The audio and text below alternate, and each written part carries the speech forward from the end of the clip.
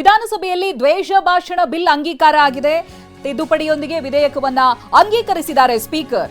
ತೀವ್ರ ವಿರೋಧದ ನಡುವೆಯೂ ಕೂಡ ಬಿಲ್ ಅಂಗೀಕಾರ ಆಗಿದೆ. ನಿಜಕ್ಕೂ ದೊಡ್ಡ ಹೈ ಡ್ರಾಮಾನೇ ನಡೆಯಿತು.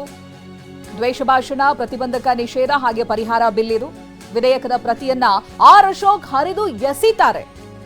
ಸ್ಪೀಕರ್ ಕಲಾಪವನ್ನ ಮುಂದೂಡಿ ಪೀಠದಿಂದ ತೆರಳುವಾಗ್ಲೂ ಕೂಡ ಸ್ಪೀಕರ್ ವಿರುದ್ಧವಾಗಿ ಹರಿಹಾಯ್ದಿದ್ದಾರೆ. ಮತ್ತು ವಿಧೇಯಕ ದೊರಕಿದೆ. ಪ್ರಸ್ತಾವವು ಅಂಗೀಕರಿಸಿದ ವಿಧೇಯಕ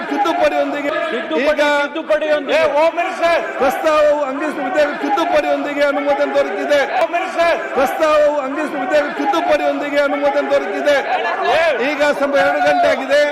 ಸದನವನ್ನು 3 ಗಂಟೆಗೆ ಸಭಾ ಅಧಿವೇಶನದಲ್ಲಿ ಇವತ್ತು ದ್ವೇಷ ಭಾಷಣದ ಬಿಲ್ ಬಂದಿತ್ತು. ನೆನ್ನೆನೂ ನಾವು ಸ್ಪೀಕರ್ ಹತ್ರ ಕಳೆದ 2 ದಿನದಂದು ಮಾತಾಡಿದ್ದೀರಿ.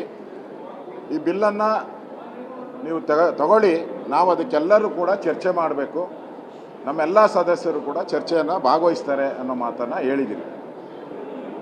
ಇದು ಭಾಳ ಪ್ರಮುಖವಾದಂಥ ಬಿಲ್ಲು. ಈ ಅಸೆಂಬ್ಲಿಯಲ್ಲಿ ಇದು ಭಾಳ ಪ್ರಮುಖವಾದಂಥ ಬಿಲ್ಲು.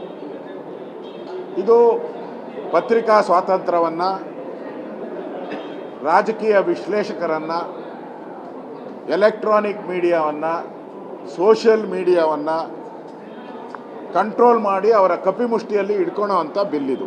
ಈಗಿರೋಂಥ ಕಾನೂನೇನಿದೆ, ಕೇಂದ್ರ ಸರ್ಕಾರ ಮಾಡಿರೋಂಥ